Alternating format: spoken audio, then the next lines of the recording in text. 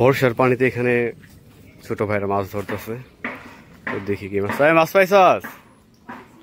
কি মাছ পাইলি?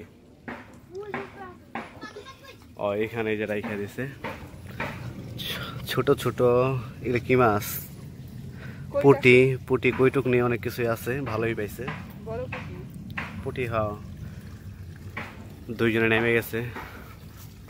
এই কই মেহরাব কই? এই যে দেখ, লোকজনে তোরা দেখতে যাইতেছে, এদিকে হাই দে, এদিকে তাকা, কিছু ক। এই যে যদি কেউ পাবনা থেকে কোনো লোকজন ভিডিওটা দেখা থাকেন, এই যে এটা পাগল, এরা নিয়ে যান, পাঠেন লোকজন। এখানে মাছ আইত আছে। সাপ পাইছ? সাপ দে একটা, তো সাপ ধরা পারলি না দু একটা।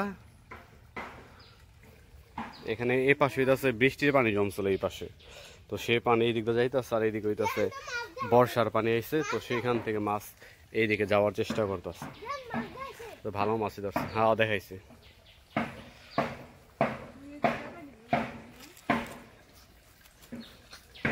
আগে আমরা সবসময় এই জায়গায় ধরতাম মাছ, পানি আসলে পরেই এই যে কেলবনে মাছ ধরার চেষ্টা করতাম।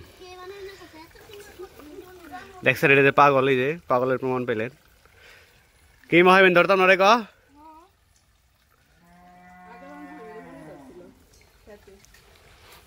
পানির স্রোত যদি আরো থাকতো, আর এইদিকে পানি একটু কম থাকলে তাহলে মাছ পাওয়া যেত।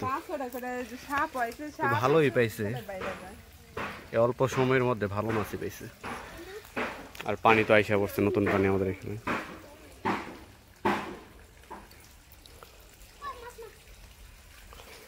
তাহলে সবাই ভালো থাকবেন, আল্লাহ হাফেজ। অনেকদিন পর ভিডিও করলাম, বাই বাই।